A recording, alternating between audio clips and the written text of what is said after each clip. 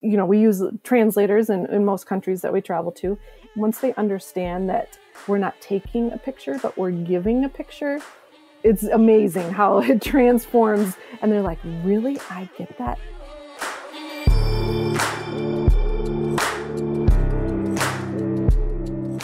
Hello, all you damn givers out there. Welcome to the Let's Give a Damn podcast.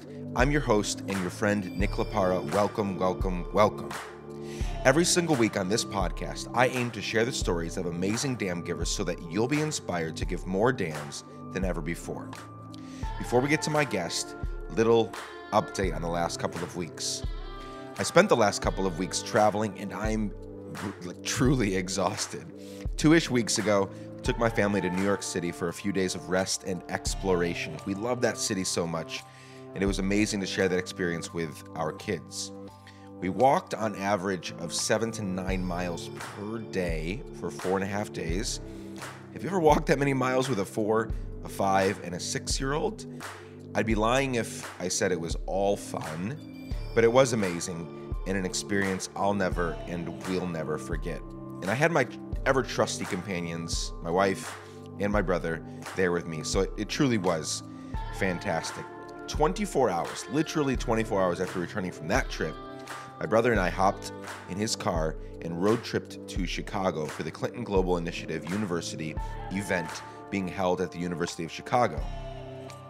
For more information on that, just Google it. You'll find tons of information. It's an amazing, amazing event. Tons of amazing things come out of that event. 8 hours drive to get there. We were there for 4 hours and then 8 hours back. So that was exhausting as well, but you'll get to enjoy the fruits of my labor, and in this case with Dan going with me, with our labor very, very soon.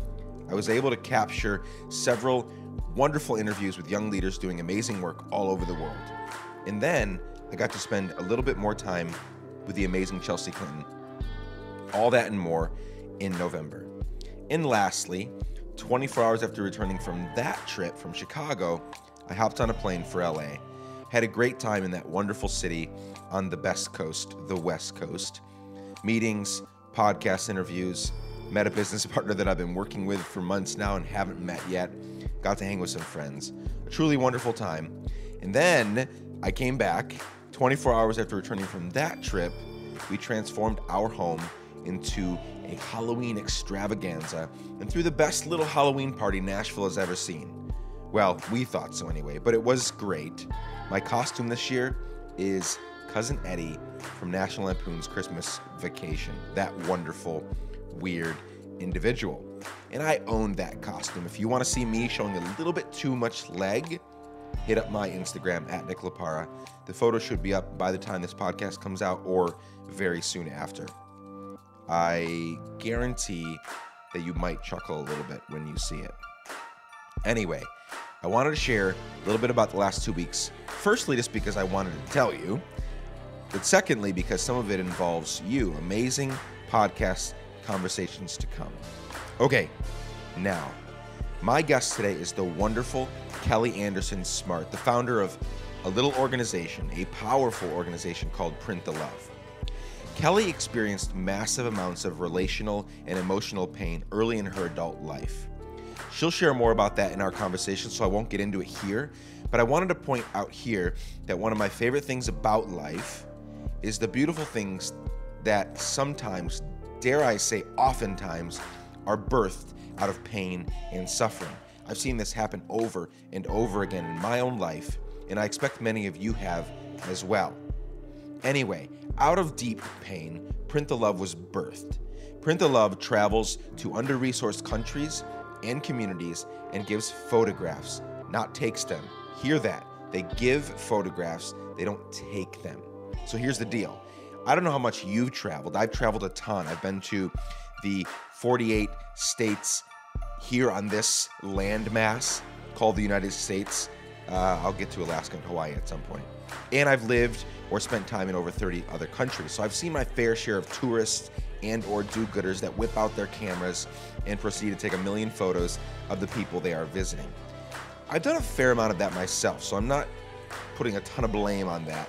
But Kelly and her team have flipped that on its head, and it's a beautiful thing. They use those Polaroid instant cameras, the ones that spit out the photo immediately, and they give their only copy of that photo to the person they just took the photograph of.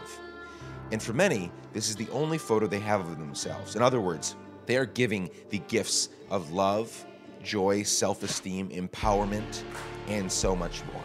It's a beautiful, beautiful project that I'm excited to share with you.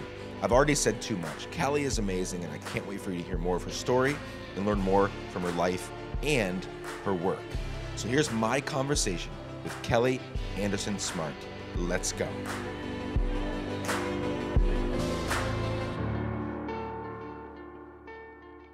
My new friend and our new friend, Ceallaigh Anderson Smart, is on the line. Ceallaigh, thank you so much for being here. How are you? I'm great. Thank you very, very much. I am honored to be here, and this is just such a pleasure. I'm so excited. Well, we are equally or maybe more honored that you're here. So thank you for spending a few minutes with us today.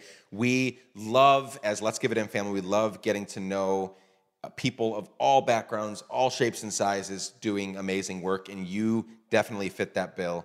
And so, yeah, super excited to dive in here today. So why don't we hear at the beginning, we typically, before we get into the kinds of work that you're doing, I like to get to know you a little bit better. We've talked on the phone a couple times, but we're not homies yet. And so go back as far as you want to, but give us a peek into the kinds of things and people and places that made you into the person you are today. Just so that we can, I think I'm always looking for clues in that story that you're going to share for the kinds of things you're doing today. So let's see if we can figure out some of that today. But yeah, share some of your story with us, Ceallaigh. Wow, I could go really far back, but we have all day. Yeah, sure. My story here, where we're kind of going to talk about Print the Love and the organization that I now run, really started a couple years ago. I was married for 10 years in a good marriage, and just one day it suddenly fell apart.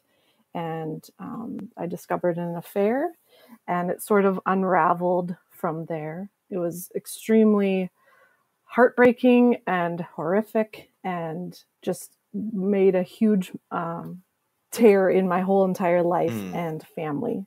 My husband at the time then started to become really abusive, lots of drugs and alcohol involved, and really for me personally began to start having panic attacks, about 15 panic attacks a day, also while raising 2 young children. And so I know we're diving right in there, but this really is where the heart of the meat of my story is. And so it really just rocked my whole entire world. And anyone who's been through an affair situation knows the heartbreak and the betrayal that happens there. And so during this time, in trying to save my marriage and my family, I had a couple of opportunities to travel to Rwanda through nonprofit work. I've been in nonprofits since I began working. Always had a heart for work in all kinds of different areas, mostly in the areas of kids and the arts, but have done work for all kinds of different charities. So this work was over in Rwanda, and I was doing logistics for a leadership team. And while I was there, this was the first time that I was able to not have panic attacks. I'd been to Africa several times prior to that and always had an amazing journey there and heart there. And the people there are so incredible. And so when I was able to go there and separate myself from the chaos of my life, it was a beautiful respite to the chaos, and just an opportunity for me to discover a different part of myself, and also the healing part of giving back and of self-care and travel, just kind of that travel addiction. So when I was there, I had a lot of free time in the day and started taking pictures. I am not actually a photographer. We're going to be talking about this photography organization, but took some pictures of kids, and they wanted to see the back of my camera. At that time, I didn't have a smartphone, but they wanted to see the back of the camera and see their smiling faces with their friends. And it was so much fun to show them. And I kept being like, why do I have this picture of you? And why are, it's going to be amazing. I'm going to bring it home. I'll have, wonderful memories of this journey that I'm on. But, do you have a picture? And of course they didn't. And so I asked more questions, and, they've never had a picture of them or their family. They don't have pictures of their parents or grandparents. And so through these opportunities, I knew I was going to come back the next year. And I was like, I'm going to look it up and see, where, who else is doing this work? Being in the nonprofit world, that usually somebody's doing something in the world. And so maybe they could give me a camera, or, I think they still make Polaroids, that kind of stuff. So when I went home after that first original trip, I kind of Googled, who's doing work on giving photos to people that don't have access to photos, because it's just, it's not in the budget. So I could find nobody doing anything on a larger scale. I found a couple blogs of people doing some wonderful work, just maybe one-on-one, or people giving books to AIDS patients. But that wasn't kind of a random act of kindness. That was through spending a week with someone, and then afterwards they would hand them a book, which is beautiful and gorgeous, but kind of different than what I was thinking of. And so kind of in tandem with this kind of realization of this need, and this, this is something that I could really do simply, in tandem with my life at that time, the emotional abuse had kind of come to a point of, you didn't matter at all to the world. And also when you're in a fair situation, it does feel like, that you don't matter, that this other person has kind of taken a front seat to your life. Not only in the life of my husband, but also in the life of my children. And so I felt devastated, and just that my life didn't matter, and that all the work that I had done as a wife, or as a mother, or, it just, everything came crashing down. And I was like, what is really going on here? And when you're in that kind of state of that, you really feel like you don't matter, that you can easily be replaced, I feel like you go to the simplest place possible. And, it's like, I want to counteract this evil, and it's almost instinctive, I feel like, and say, how can I make other people never feel like how I feel? And yeah, it just kind of magically happened that at the same time, I do have a background in art therapy, that the power of image can do that.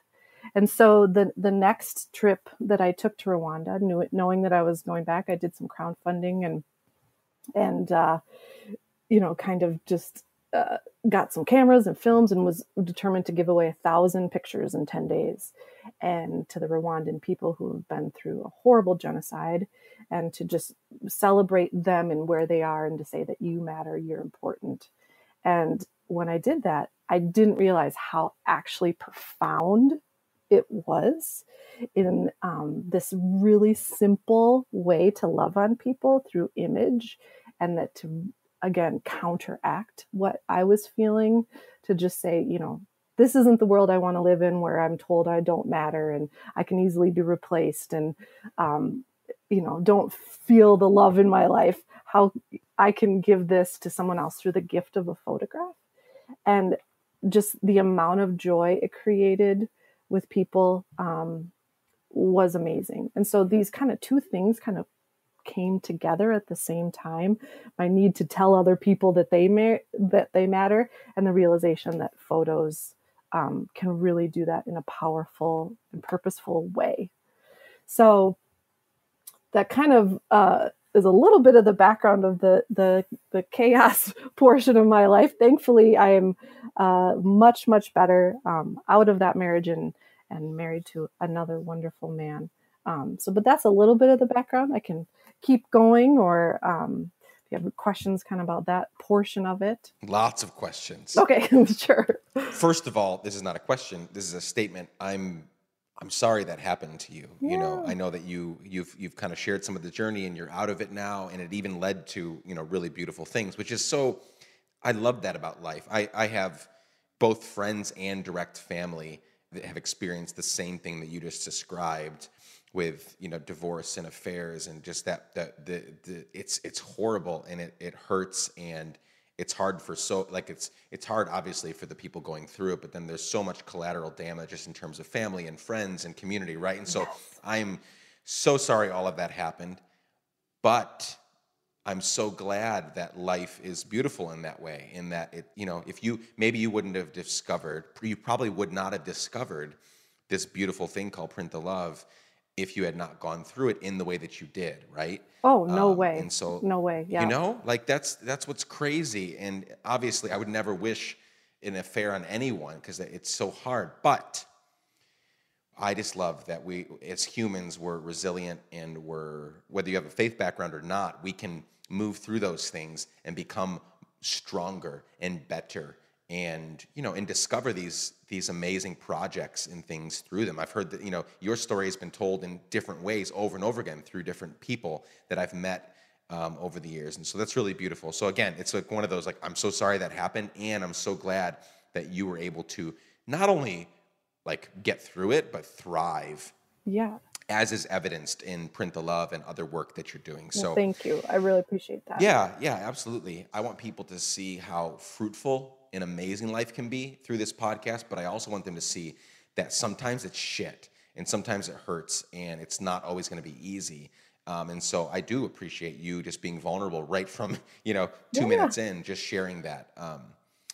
Maybe you've had this happen to you, but if someone is out there right now and saying, really, that's all you're doing, passing out a picture? Like, these people need food, they need clothes, they need, jobs, right? You just run through your thing and you're handing them a photograph.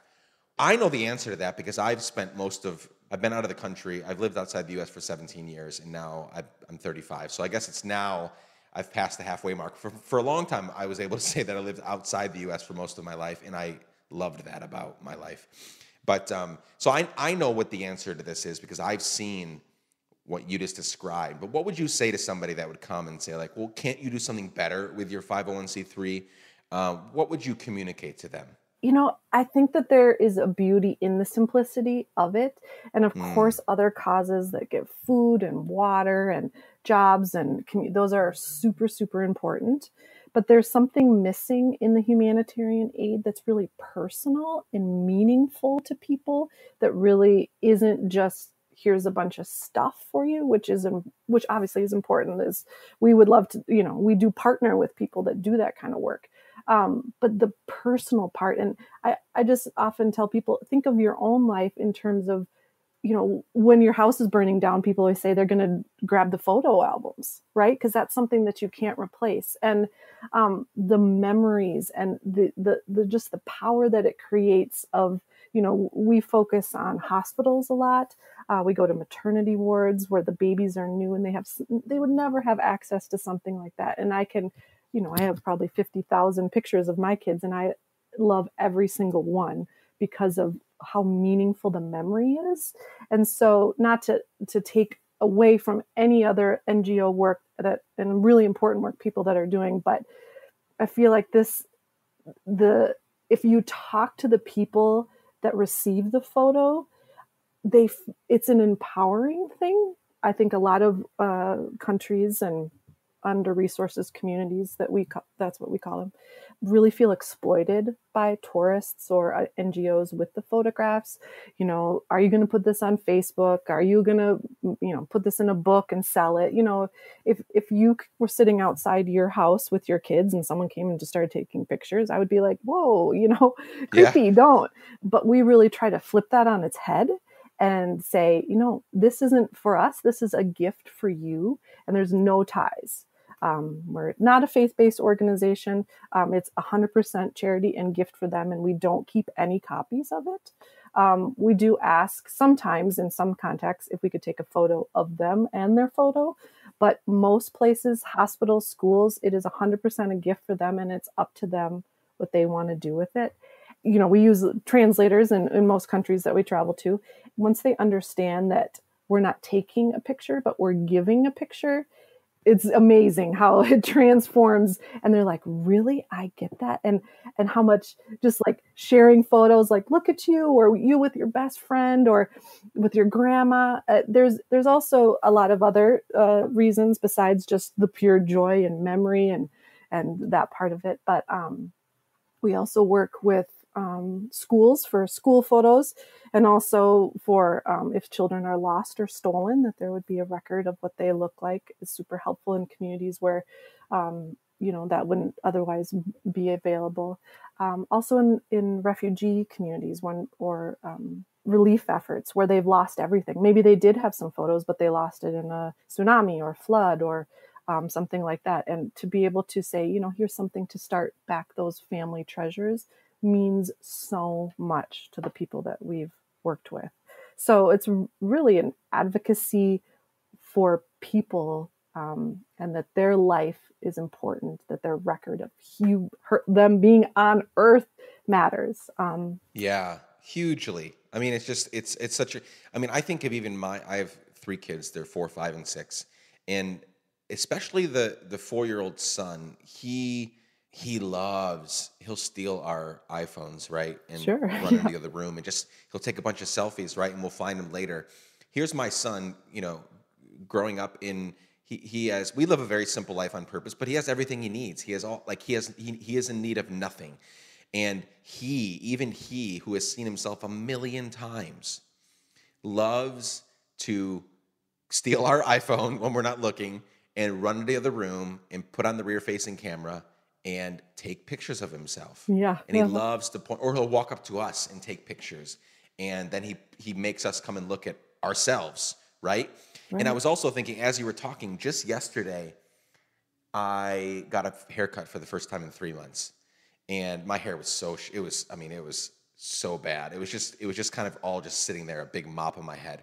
And I got this haircut, and she took a ton of hair off.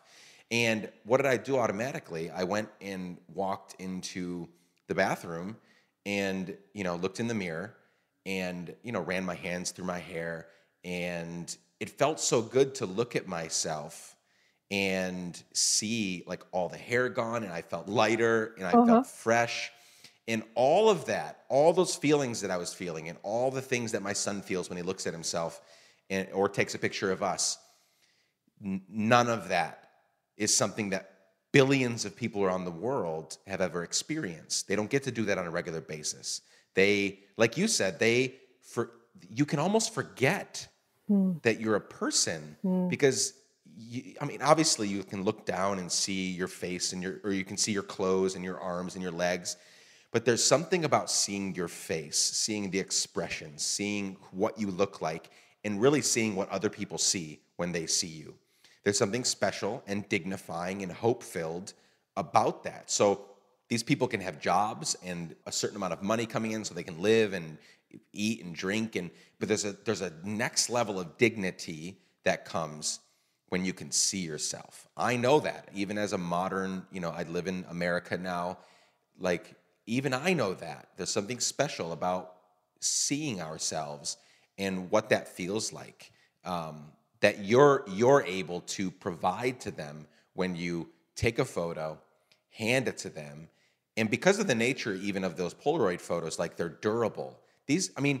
In some cases, these children or older folks that are never going to leave their situation in life, they're going to carry that with them until they die. That's going to be their photo of themselves, right? And so all that to say, I was thinking of my son. I was thinking of my, situation yesterday at the barbershop. Those are just 2 situations that really made me, just without even thinking about our conversation coming up, that I'm wow, it's so special to be able to see ourselves and to have that experience. It's incredibly meaningful. And like you said, even just to, as a record of genealogy, a record of people is huge. One of my favorite stories was a older man a homeless man who saw that we were giving away photos and ran up to us. I didn't have a translator with me, so I don't, but photos transcend any language. Everyone understands a photo. And so he was so excited to get his photo, and he took out of his pocket 2 other photos that was obviously of him as a young man. It looked like in the army. And that was the total of his possessions. And he was so excited to show me the 2 other photos that he was going to keep with him, like you said, for the rest of his life, and how meaningful it was and how excited he was to get another photo of himself. whether, and where his family is at or where he is at, it doesn't matter. He was just so excited to celebrate himself in that. And that's what we're trying to do too, is celebrate others and celebrate ourselves. Where have you guys gone to take photos? Like, what trips have you taken? Yeah, sure. So we started out in Rwanda, like I said, and then we headed to Nepal with the team. This past year, we went to Bolivia. And in about 3 weeks, we're headed to Cambodia with a team of 7. So that is just on the trips level. We only started in 2015. So that's kind of, we've dedicated about a trip a year until we continue to grow, which is happening very rapidly. But we've committed to go to the poorest countries on each continent. So that's how we pick the countries. And so we're kind of moving to each continent. But we also have a program we call Supply the Love, where we supply the camera and the film and you supply the love. And people from all over the country would just apply online, and we supply an instant camera and film. And, people who are traveling to Guatemala to build homes, or Tanzania to do some work with their church, or, it doesn't matter. It's more of to add to what they're already doing. And we've had people with that program in the last year: Puerto Rico, Guatemala, Dominican Republic, Tanzania, Malawi, Argentina, Belize. We've been, I think there's over 13 countries, Haiti. So that's been an incredible way. It really has nothing to do with me, but I feel like I kind of get to travel to each one of those countries with that. So we kind of have the 2 programs where you can travel with us on our trips, where we give away photos all day long. So it's a lot of work. It's definitely a work trip, where we go to hospitals and schools and slum areas. And then if you're already traveling somewhere, we would love to give you a film and camera so you can also participate in the incredible joy that it creates. That's really beautiful. And here's what's cool. So let's make a little transition here in our conversation, because the next part of our conversation is going to be about the fact that this is not your full-time job. Sure. This is at this point, and I'm sure you want it to grow and have, so you can have a greater impact. But right now, this is essentially a passion project that you're committing lots of time and energy and money toward. So what we're going to get into next is what your day job is, just for a few minutes, because I believe it's equally amazing. Like, before we pushed record, I was just commenting, like, you're an all-around damn giver, because not that it's bad if somebody had a passion project, a nonprofit, and then they work a corporate job. That is very dignified. That's amazing. It's dignifying. Yeah. But all of who you are, really, it just speaks volumes into what your values are and the kinds of things you want to do. So your passion project, and an amazing one, is Print the Love. But your day job is working with an organization called Little Brothers Friends of the Elderly. Yes. Or LBFE. And that is I'll let you explain it, but that is a Twin Cities-based nonprofit, correct? Yep, for sure. So Little Brothers Friends of the Elderly, and I work for the Minneapolis-St. Paul chapter. It's actually an international organization. It's housed out of Paris. We essentially connect volunteers with isolated elders in our community, which there are so many of, and devastating effects of isolation on people's physical and mental health has been shown over and over. And so we connect volunteers to be a friend.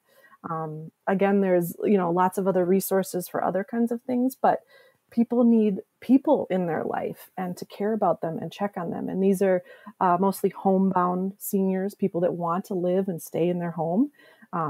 But, for whatever reason, maybe their family's passed away or doesn't live in town, or they've become disabled and are not able to get out of the house very often, that they need socialization, for sure. So when I took the job here at Little Brothers, it just made perfect sense to me in terms of this. Yes, Print the Love is a passion project that will continue to grow, and really kind of took me out of the darkness, right? It was the thing that I could hang on to pull me through that dark time in my life. And then when I was kind of out of it, I was like, what else can I do in the world? And this job came about. And it almost was the other side of the coin for me, because of course you need random acts of kindness. You need people to care about you and in that way. And like we talked about, the impact of photos can be really incredible. and really profound. But you also need people in your life to care about you day in and day out, right? And to visit you and call you and make sure you got to the doctor and yeah, just care about your life and hear your life stories. And so both are important to me, the random acts of kindness and the living through the muck, as you kind of said earlier. So yeah, I do that in the day. I actually don't work in the program side. I work on the development side. So I do all the fundraising and grant writing and events and things like that. And then also do Print the Love and then have a husband and 2 kids. And that pretty much takes up all my time. So what you're saying is you have plenty of free time. right. Yes. Yep. Okay, so beautiful. I love the idea of Little Brothers, Friends of the Elderly, amazing work, and I love that you're committing so much of your life to doing these amazing things. So, give us some advice. You've been through some really hard things. Sure. In addition, you have a day job, plus you have a passion project that you do on top of that. Probably in your mind you would love for that to become full time, but you're working at it hard. You've also figured out, I love how innovative you've been with this, where people can join you on trips or you'll send them with a camera. Like I love the way that you're trying to build this out. So you've been through some shit and you're also just dedicating multiple areas of your life to give a damn. Give us some advice based on, because, and I always ask this question this way because not everybody's going to identify with your situation, but I guarantee you with the thousands of people that are listening, someone is going to say, whoa, that's eerily close to my situation, whether it's the broken marriage or the blended family, or all the things that are happening in your life. They might identify with some of that. And so based on your circumstances, the beautiful things that you're doing, your beautiful family, all of those things, give the Let's Give a Damn family advice on how they can continue to give a damn, how they can begin to give a damn, how they can really value investing in people well. I think and I know there's been a lot of discussion about this, I feel like, on social media platforms and things, which I think is really good, but self-care is so important. And I don't think I did it before my life the shit hit the fan. So I really had to hone in on what that meant. I've developed PTSD. And so now that I'm not actively having PTSD symptoms, I still have to manage when the anxiety comes up. So self-care is huge, especially when you have a bazillion things coming on. And that can mean so many different things for different people. And part of my self-care plan, there's a bunch of resources out there. It includes giving back. That really is super important. And even maybe you feel like that's the last thing that you want to do. It's like, I'm going through it enough and I don't need to volunteer for something. I would really say, yeah, you do. It's just so essential to the whole picture of you being a healthy and the best you is giving back. And so I really think that helps any kind of healing process, no matter what you're doing. So self-care is huge. I say travel. I would say if you want to do something in your life that really pushes you outside of your comfort zone, that will help you stretch and grow. Travel is an amazing way to do that. Maybe that's traveling in your same state. I would encourage international travel, but sometimes, money and time and finances and all that kind of stuff don't work out. But travel is amazing. You gotta be careful though. You might get the travel bug for sure. But just to explore other people and get out of your own head. I think that was, why I didn't have panic attacks on these trips, because I was like, wow, my problems are so little compared to this. And it was so good for me to be out and separate from your life. And again, you're going to have to go back and deal with it. Yeah. You can't run away from it forever, but travel and see something, really take a break. And that's why, I kind of created this volunteer trip, because I think, just getting outside of your circle, giving back and whatever it is more healing than, at least for me, therapy for a year. I also go to therapy too, but it can do so much in such a short amount of time. My degree is in adventure education. And so I spent most of my undergraduate degree in rock climbing, white river rafting, hiking, and learning all of those kinds of things, and getting out of my comfort zone in very obsolete and rural areas of our own country. And I feel like that really kind of set up who I am today too. Feeling like I couldn't feel my legs anymore and I still had a backpack and I was still going, helped me go through, I don't know how to fix my marriage, but I got to take one foot in front of the other. Those physical things that your body can remember, I do feel like really make a difference, or you experience something in a different country and it can correlate to something in your life. So those are two really beautiful things. If you have more, please chime in. But I love that a recurring theme among active dam givers that I have on the show is take care of yourself. Mm-hmm. Because, in self-care is going to look different for everybody, but I'm always trying to encourage people. So, obviously self-care is this huge conversation. And I think a lot of people end up spending all of their self-care time and energy on things that aren't truly helping them heal and, propelling them forward. That's my opinion. I'm not a doctor. I'm not a, science. I don't know if I'm actually right, but I love hearing people like you shared some really, I think, helpful ways of caring for self. A lot of people are like, oh, it's self-care day, so I'm just going to drink wine and watch Netflix all day.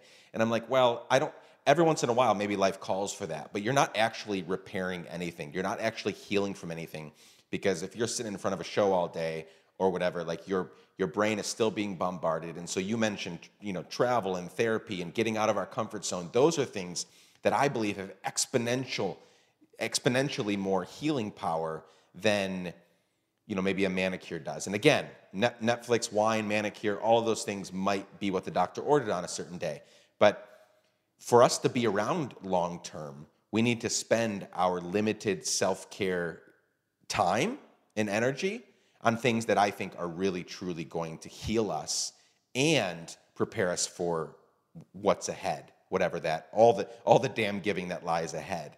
So super, super great advice there. I love how you got detailed there. And again, I think some people are going to identify with both of those main topics that you presented. So thank you for that. Yeah, for sure. Yeah. As we begin to wrap up, a couple things. One is, before we get to kind of a big last question that I have for you, if people want to get involved, it sounds like there's two ways right now that they can do that. One is go on a trip with you, right? And so they can find all those details at your website, printthelove.org. Mm-hmm. In addition, which I think is, again, I've pointed out as a super cool kind of bonus in partnering with you all, is that, hey, Let's Give a Damn family, if you're going on a trip somewhere, they will send a camera with you. Like, you can't get much better than that. They're going to supply you with a camera. So what does that look like? If people want to get on a trip or they're going on a trip separately and want to go with a camera supplied by you all, how can they go about doing that? Yeah, for sure. So the Supply the Love program, there's just an application online, which basically kind of says, when is your trips? And obviously we ask that you're going to an under-resourced community. You're not going to Greece or something like that, but a place where they would really appreciate and not have access to something like that. And then just kind of tell us how much film volume you think you would need and those kinds of things. And then we would happily, if you are in Twin Cities, I would love to meet with you. But if you're not, we can ship it. And it's as simple as that. It's really great. We just ask that you do a little blog post when you come back and give us a couple pictures. And everyone is so happy to share. We say, you only have to do 500 words, but they're like, oh, I can't tell you how amazing this was. And they, so that's never been an issue for someone, because they just want to share so much and share the pictures of what they did. And so that is a really great program. And, again, kind of just came out of when I first had this need and I Googled, like, where could I get this? I was like, now I need to create that, because that wasn't there. So that's kind of where that came out. But the trips are amazing as well. It's definitely a different kind of trip. then kind of other volunteerism trips. We are really avoiding tourist areas. We are going to, like I said, our priorities are hospitals, to hospice care where people are dying and want a photo with their loved ones, to children's wards, to maternity wards for the moms and babies to have pictures.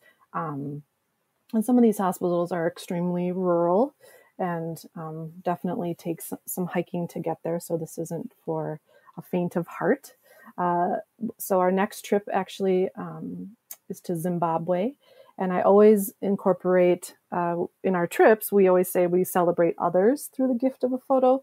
We also celebrate ourselves, practicing self-care, but also celebrate the natural environment in which we're visiting. So it always incorporates some sort of thing with the natural environment. And the Zimbabwe trip includes a trip to Victoria Falls, which is one of the 7 wonders of the world. So of course we're going to go visit that place.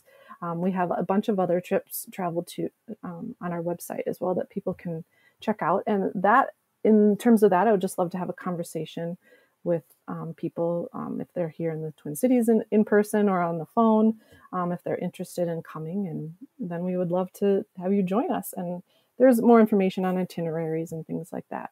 But also in terms of getting involved, I mean, we have so many different ways to grow and partner.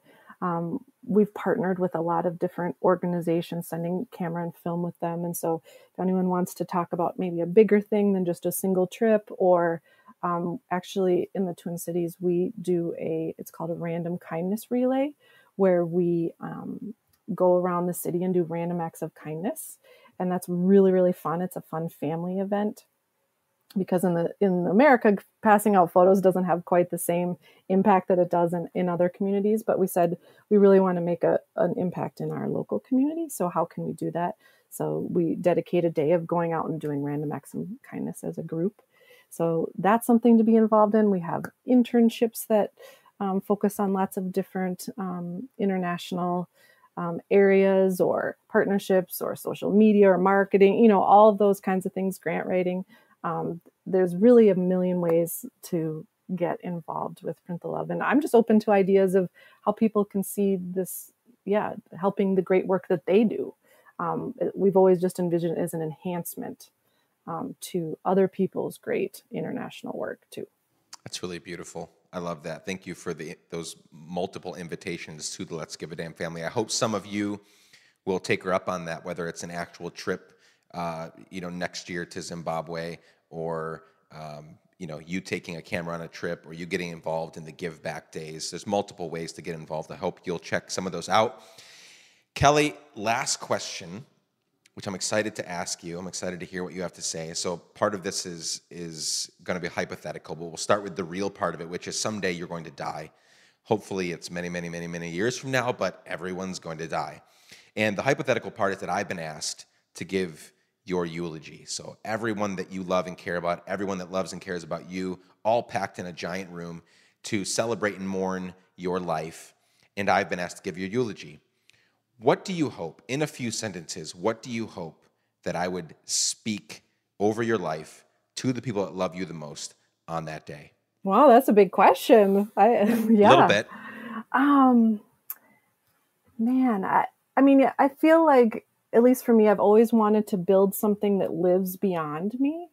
So I really hope that whether it's this organization or other work I'm able to do in the future, that I'm just remembered as giving back and giving a damn continually, and to growing things that last way beyond me.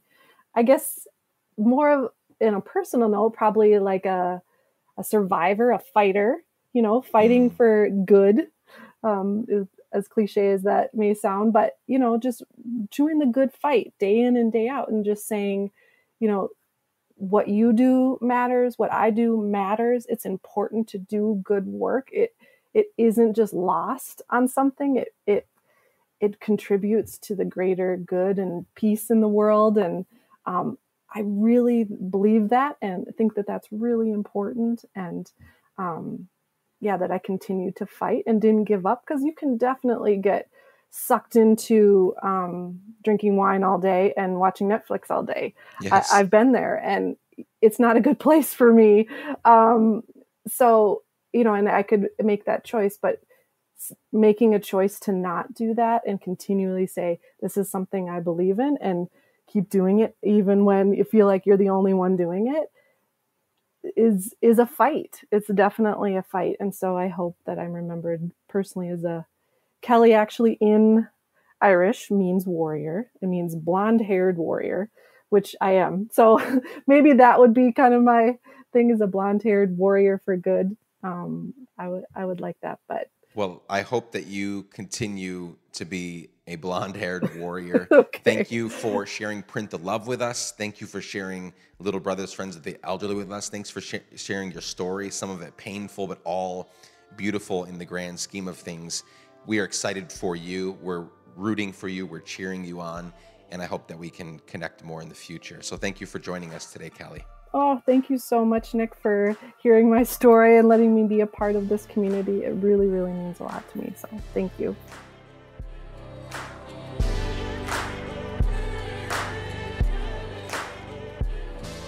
I love Print the Love. I hope you do too. Ceallaigh is fantastic. I hope some of you will find a way to get involved. She pointed out several ways you can get involved, so take advantage of those. I mean it. To find more information and all web and social media links for this podcast conversation and the 80+ others that I've done, head on over to podcast.letsgiveadamn.com. That's podcast.letsgiveadamn.com. I truly never get tired of saying thanks to you for all the ways you continue to support this show. Firstly, by listening. That means a ton to me. Keep up the other ways. Tell a friend. Leave a 5-star rating and review on Apple Podcasts. If you're willing, send us $1 or $5 via patreon.com/Let's Give a Damn. As always, this podcast was edited and produced by the incredible Chad Snavely. Our podcast music is by our friend and amazing artist, Propaganda. Thanks for joining me. I love, love, love you all. Same day, same time next week. Peace.